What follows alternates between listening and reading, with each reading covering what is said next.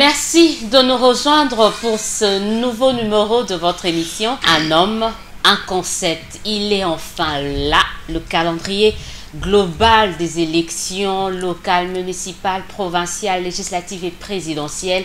Ce calendrier tant attendu et tant réclamé a été publié le jeudi dernier par la Commission électorale nationale et indépendante. Madame, Messieurs, difficile de passer outre cette actualité dominante de l'heure ici en République démocratique du Congo. Vous l'avez compris, on analyse ce calendrier tout au long de cette émission, la faisabilité, ou y a-t-il d'autres contraintes par rapport à ce calendrier? On parle de tout ça avec notre invité de ce soir, un expert en la matière.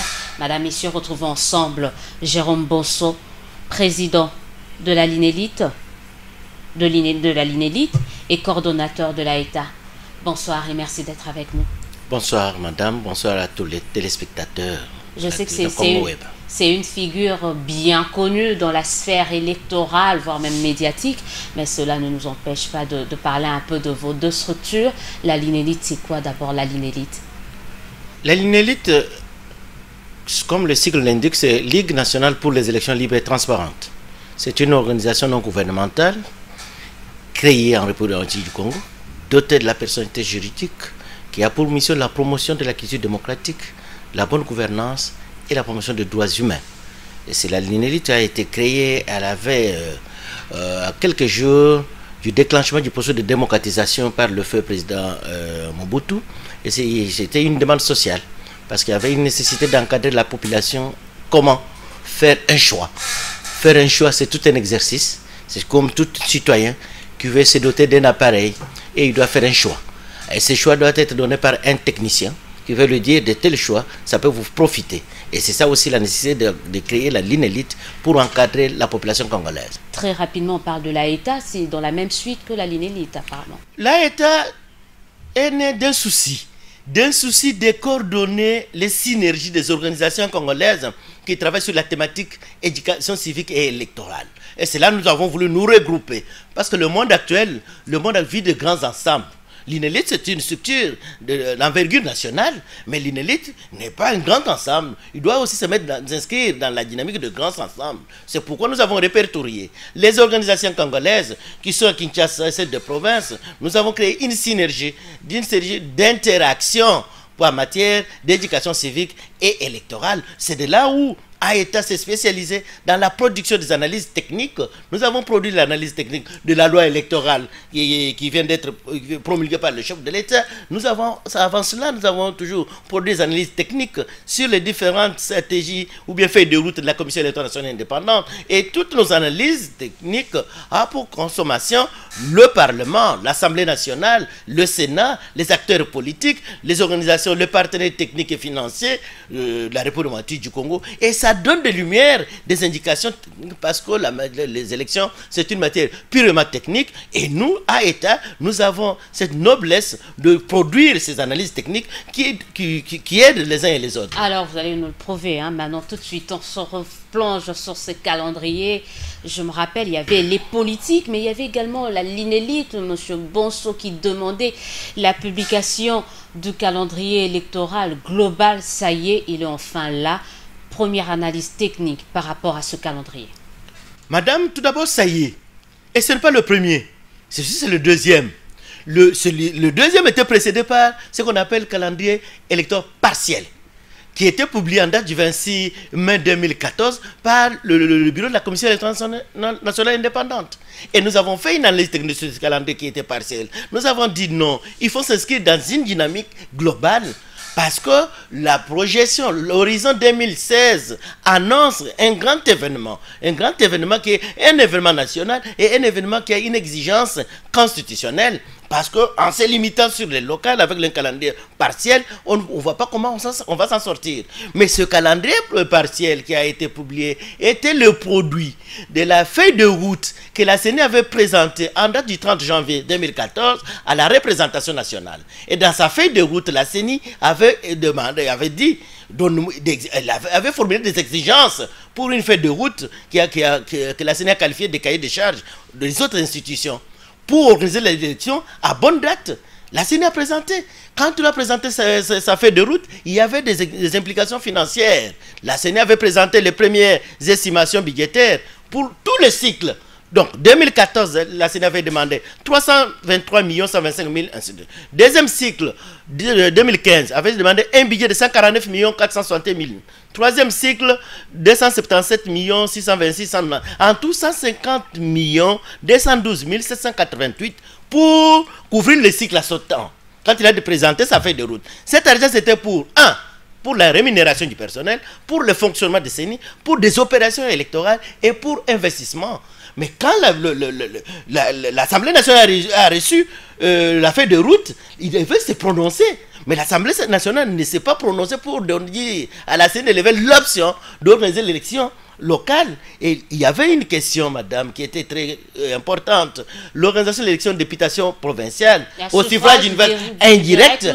Or, la Constitution prévoyait le suffrage direct. Il y avait des inquiétudes pour dire on risquerait de toucher à la Constitution. L'Assemblée nationale avait gardé un silence radio, et la CENI, entre guillemets, s'est révoltée pour publier son calendrier. Mais il avait demandé ce que la CENI avait exigé, il n'y avait pas des exigences, parce que dans le nouveau calendrier, la CENI parle des contraintes. Mais l'exigence, il avait demandé au ministre de l'Intérieur, faites-moi au ministre Bio, donne-moi le financement de sécurisation du processus électoral. Au plus tard, mars.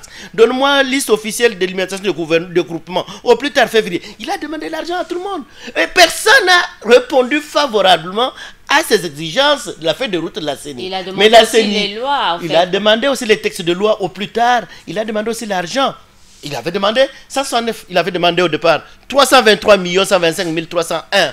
Mais l'Assemblée nationale a voté 169 millions. De 169 millions, jusqu'en date du 30 décembre, la CENI n'a décaissé que 50 millions. Or, comment avec 50 millions on allait procéder aux rémunérations, au fonctionnement des opérations? Pour vous dire, le calendrier que la CENI avait voté n'a pas évolué, c'était devenu caduc parce qu'il avait prévu, ici madame vous le permettez, en date du 10 décembre 2014, 18 janvier 2015, ouverture des bureaux de perception des traitements de candidatures. Et rien n'a été fait. Et l'autre intervient.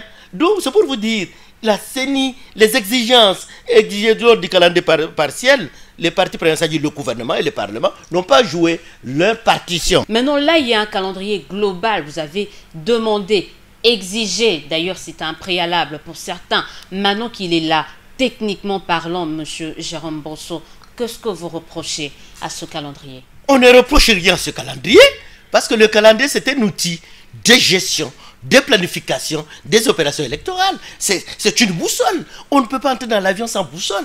Et nous sommes dans l'avion du processus électoral avec le boussole. Mais c'est à nous de voir. Le boussole va nous conduire vers le nord, l'est, le sud et le nord-est. On est en face d'un spécialiste. Et maintenant, nous sommes devant ça. Le calendrier est venu. Parce que quand on doit élaborer le calendrier électoral, on doit tenir compte de deux paramètres, madame. Le premier paramètre, c'est le paramètre facteur temps. Je dois programmer en fonction de temps. Le deuxième paramètre, c'est le facteur moyen financier. On prend le facteur temps, M. Bosso. C'est trop collé, trop rapproché. C'est là où on va y arriver. Par rapport à ça, on va y arriver. Oui, maintenant je vais y arriver. On a fait ça parce qu'il fallait faire quelque chose, il fallait mettre les choses. Et quand vous allez regarder, même sans loupe, même sans... Vous voyez, c'est vraiment confiné. Le calendrier est vraiment contraignant.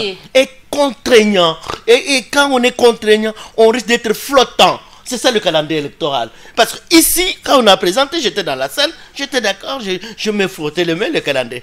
Mais quand la CENI a dit, écoutez, il y a des contraintes extérieures liées à la mise en œuvre du calendrier électoral.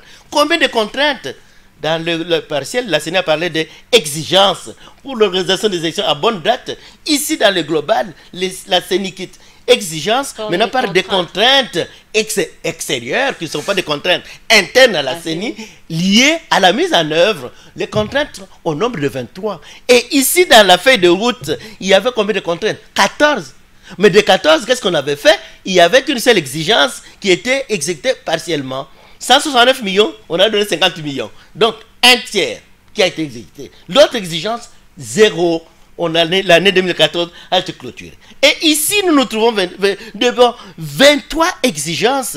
La CENI demande un plan de décaissement de l'argent Quel plus budget? d'1 milliard. Non, pas plus. C'est 1 milliard 145 millions 408 680. Je rappelle que le budget est juste à 9 milliards, le budget de l'État à 8 milliards. Oui, et toutefois, le budget de notre pays, 38 milliards, le Cour des comptes nous a dit, le budget précédent, ça a été exécuté en recettes tout comme en dépenses, à concurrence de 4 milliards. Donc celui-ci aussi, ça va connaître le même sort. C'est pourquoi nous disons, est-ce qu'avec ce budget, avec cette enveloppe, avec toutes les contraintes extérieures liées à ce calendrier, est-ce qu'on va s'en sortir? Nous disons non. Non, non, vous me faites peur. On ne peut pas. On était content, monsieur Bosso. On ne peut pas. Non, on ne peut pas s'en sortir d'une façon globale, d'une façon générale. Maintenant, c'est à nous d'avoir un sursaut pour dire qu'est-ce qui est prioritaire à l'heure qu'il est. Parce que le peuple congolais veut avoir les élections. Les idées sont là, madame. Qu'est-ce qu'on peut faire pour réussir des élections ici? Parce que nous avons planifié les élections locales, nous avons planifié les élections communales, nous disons, qu'est-ce qui est urgent aujourd'hui pour tenir compte du facteur temps? La CENI, quand il a publié le calendrier, la CENI n'avait pas dans son sac tous les textes de loi liés à l'organisation des élections. Non. La CENI n'avait pas dans son sac l'argent disponible parce qu'il a fait ça. Nous avons avant-hier, aujourd'hui, il devait être déjà sur le terrain avec l'argent pour construire des bureaux, des entrepôts et des démembrements. C'est avec ça 90 jours qu'il a prévu. La CENI n'a pas cet argent. La CENI n'a pas l'argent pour la sécurisation du poste électoral. La CENI n'a pas l'argent pour faire ce travail. Pour votre information, certains agents de bureau de la CENI en province sont impayés. Vous vous rendez compte? Et aujourd'hui, la CENI demande comme contrainte externe liée à la mise en œuvre de ce calendrier au gouvernement de lui donner un plan de décaissement rapide. Nous disons non, pas un plan de décaissement. Il faut qu'on puisse doter la CENI de l'autonomie financière, que la CENI ait son compte déjà approvisionné suffisamment pour que la CENI Par puisse quel avoir... mécanisme? C'est le mécanisme du ministère du budget et celui des finances, sous l'impulsion du Premier ministre, pour dire, nous disponibilisons toute affaire cessante, ces moyens, afin de répondre aux contraintes extérieures pour l'organisation des élections à bonne date et à temps. Mais aujourd'hui, il a demandé le texte de loi, il a demandé au ministre de l'Intérieur de lui donner cartographie de groupement. Ce n'est pas pour aujourd'hui. Hier, on a demandé au ministre de l'Intérieur la même chose. Le délai était passé, le ministre de l'Intérieur n'avait rien donné. Et c'est pourquoi nous avons voulu dire ceci, madame. Soyons réalistes. Être réaliste, c'est quoi? Qu'est-ce qui est dans l'immédiat, qu'est-ce qui est prioritaire? Les arriérés, moi je réponds, les arriérés de 2006, donc local, province, local, municipal, oui, ça c'est prioritaire. Local, municipal, on met de côté, on prend l'élection de députation provinciale.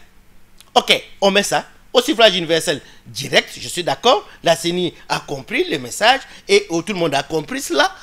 On organise cette élection. Les députés provinciaux pour élire les sénateurs et on va élire le gouverneur et vice-gouverneur. On arrête pour 2014. Maintenant, le reste du temps, c'est pour préparer l'élection présidentielle et la députation nationale. Là, nous pouvons être réalistes. À ce moment-là, nous allons nous servir de ce calendrier électoral global de la CENI comme un support de travail pour mettre maintenant un calendrier qui tient compte des contextes, facteurs temps et moyens financiers, parce que ce n'est pas aujourd'hui qu'on va vous donner plus d'1 milliard 150 millions qui va vous donner personne. Nous avons suivi, madame, je vais te jeter par là, notre partenaire américain a dit, moi, l'argent déjà décaissé, 20 millions, c'est pour l'élection présidentielle. Donc, chacun est tenté de choisir quel type d'élection, mais ça ne devrait pas exister comme ça dans un État démocratique. Il ne faut pas que les partenaires extérieurs nous imposent, c'est-à-dire ils nous donnent l'argent et ils nous laissent gérer. C'est aussi une nouvelle forme de colonisation, monsieur Mbosso. Mais on parle de la démocratie à la base. 2006, il n'y a pas eu des élections locales, municipales, urbaines.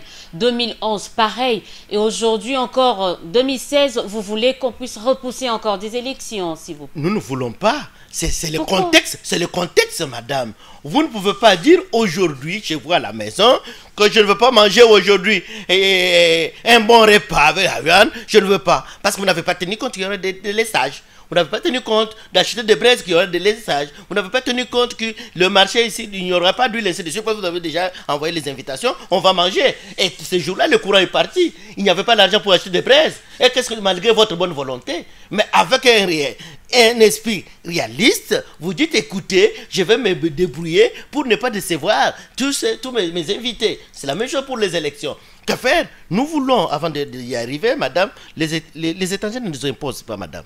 Sachez-les que l'organisation des élections, l'organisation des élections relève de la souveraineté d'un État. Oui. Moi, j'ai sillonné le monde, l'Amérique, l'Asie, dans toutes les grandes élections, même en Afrique, tous les pays qui se respectent, dont la souveraineté est chèrement respectée, on ne recourt pas au financement extérieur des élections. Non, on n'a pas de choix. Mais nous n'avons pas de choix. Mais il ne faut pas non plus qu'ils nous marchent dessus quand même. On vous marche dessus parce que vous n'êtes pas organisé, vous n'avez pas la volonté de le faire. Si vous étiez... L'Amérique ne peut pas demander l'argent à la France ni au Canada. Et vice-versa pour financer les élections. Moi, j'étais ici chez Mugabe. Mugabe avait refusé de financer ces élections. Kagame avait refusé de financer ces élections. Je suis allé dans la Fédération de Russie observer les élections post-perestroïka. Les Russes ont refusé l'argent. Dans leur loi, ils disent tout parti politique russe qui aurait l'argent de l'extérieur sera disqualifié. Et pourquoi nous acceptons? Parce que nous sommes membres des Nations Unies. Les Nations Unies ont voté une loi, une résolution pour dire l'organisation des élections dans un État ou dans une sous-région contribue à la résolution pacifique des conflits et par conséquent, les Nations Unies ont droit de regard, d'apporter leur soutien matériel, moral et financier. Nous sommes aussi membres des Nations Unies, nous avons le droit d'avoir cet argent, on nous le donne. Mais cela ne veut pas dire qu'ils doivent nous imposer. Parce que qu'est-ce que nous avons fait? C'est qu'on nous a demandé. Qu'est-ce qui nous manque si nous disons mobilisation $1 par citoyen congolais par mois et nous allons gérer cet argent, mettre dans un trust fund pour gérer cet argent. Nous n'avons pas cette initiative. Je vous rappelle qu'un Congolais vit avec moins de $1 par mais jour. Quand tu as la volonté, mais un Congolais s'habille. Un Congolais s'habille. Moins de $1 par jour. Il demandait encore $1. Il prend sa bouteille de bière. Il prend sa bouteille de bière, un Congolais. Même s'il n'est pas chômeur, il prend sa bouteille de bière. Il est à l'aise de le prendre. Donc s'il y a la volonté, l'engagement, les Congolais peuvent se dire, moi-même, Congolais, je suis jaloux de ma souveraineté, je dois financer l'opération électorale. Mais nous revenons au calendrier, madame. Parce que le calendrier est publié. Qu'est-ce qui est réaliste et réalisable dans l'immédiat?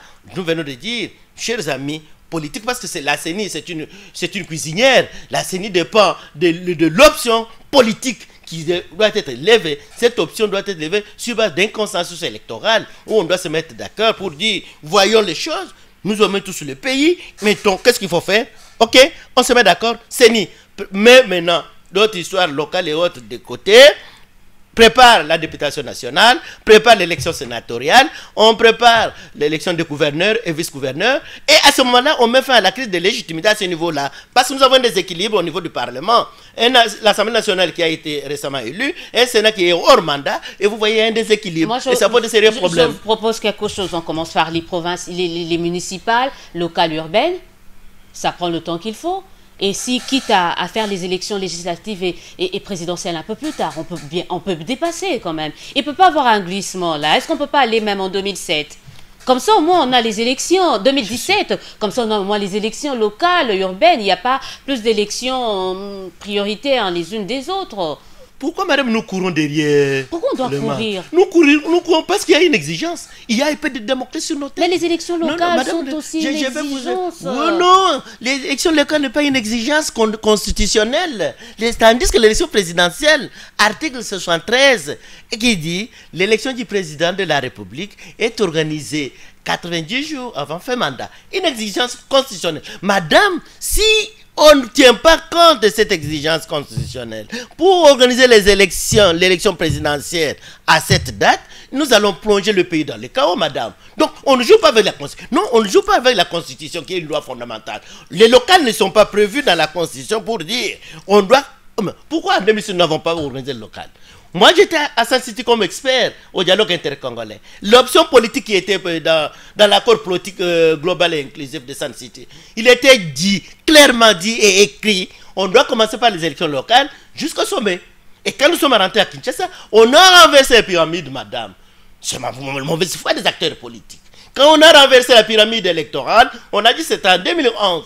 Et en 2011, on n'a pas organisé. Est-ce qu'il y a eu des problèmes? En 2016, il faut qu'on n'organise pas non plus, quoi. On le met après 2016 Après 2016, parce qu'il y a une Qu'est-ce qu'il nous dit qu'après 2016, il y aura ces élections? Non, le nouveau gouvernement qui va sortir, le nouveau gouvernement qui va sortir dans le contexte de l'alternance démocratique, parce qu'à ce moment le président Kabila aurait fait remise et reprise avec le nouveau président. Ça, on n'en sait rien. Non, on en sait. Non, madame, nous sommes des intellectuels, les textes sont clairs.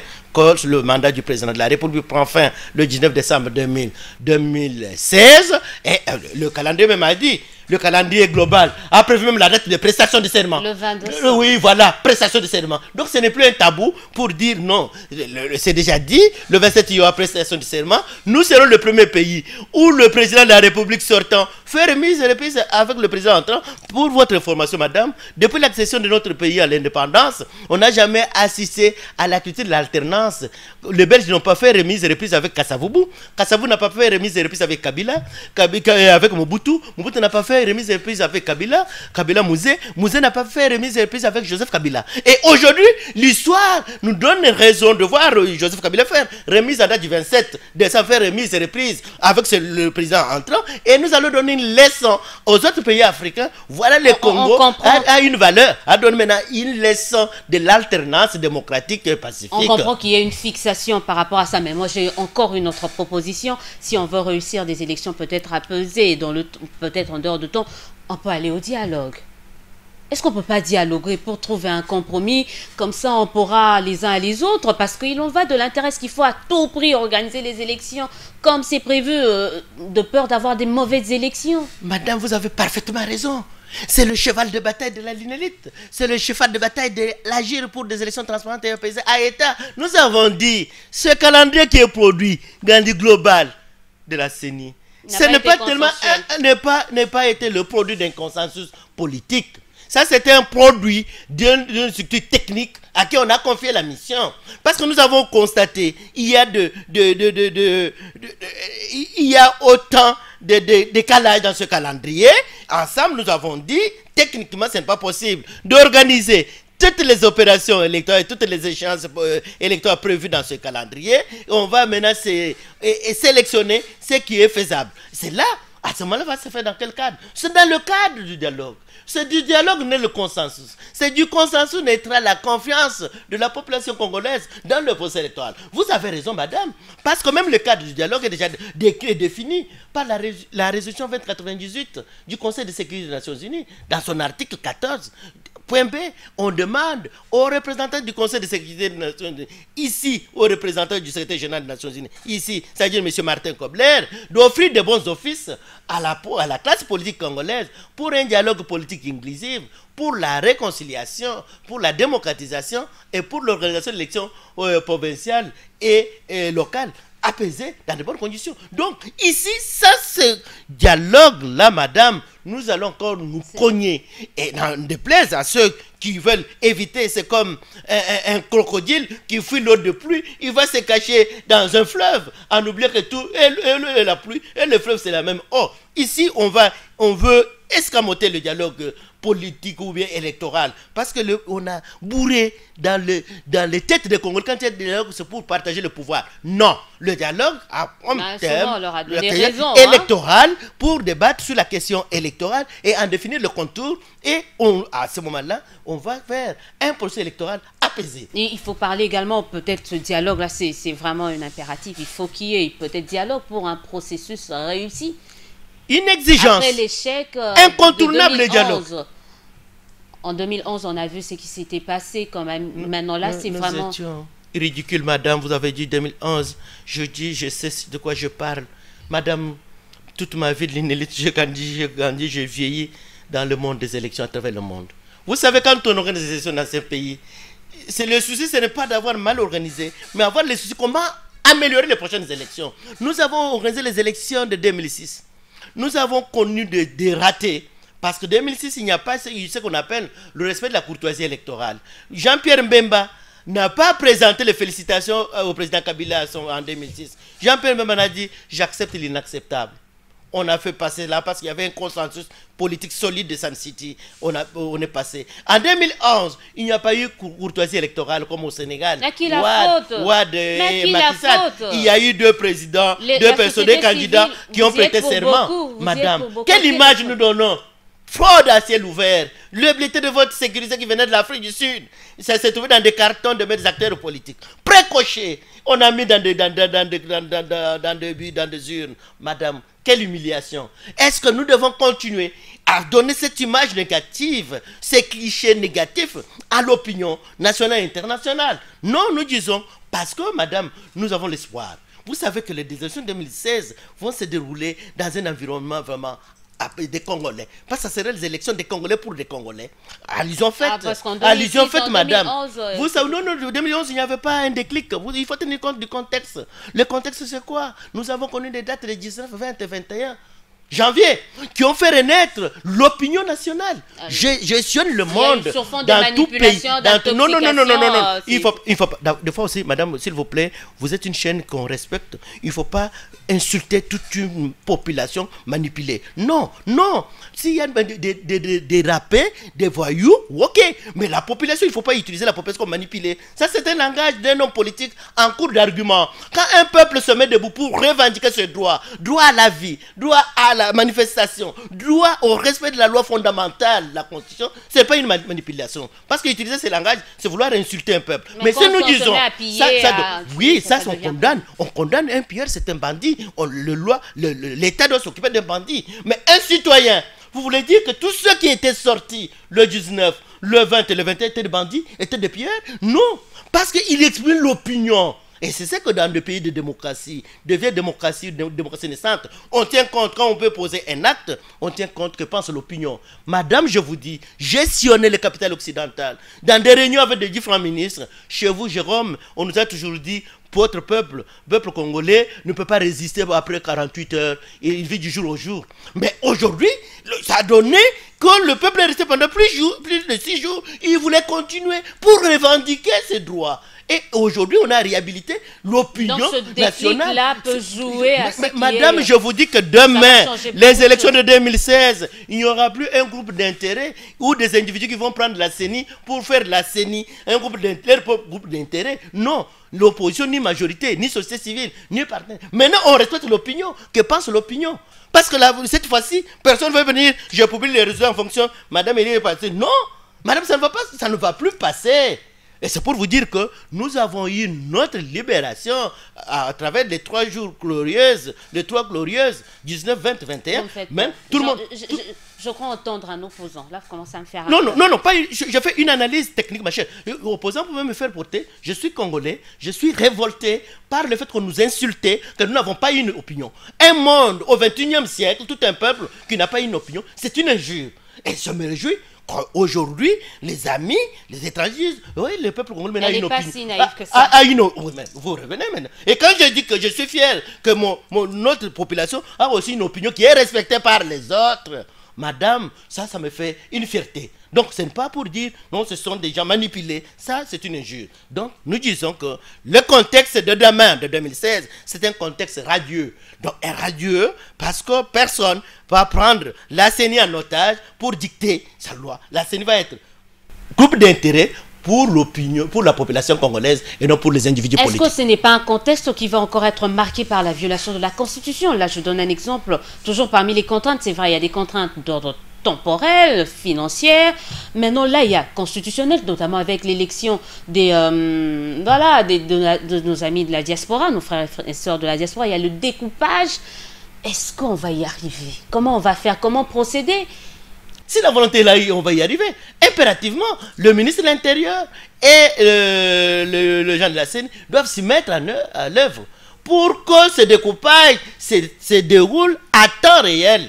Que ça ne puisse pas se passer après. Parce que l'avant-projet qu'on voulait, la feuille de route de CENI, quand il a parlé de mode de scrutin indirect pour la députation provinciale, on devait avoir comme circonscription de groupements. Il y en avait 750 groupements avec 811 groupements fictifs et on allait au-delà.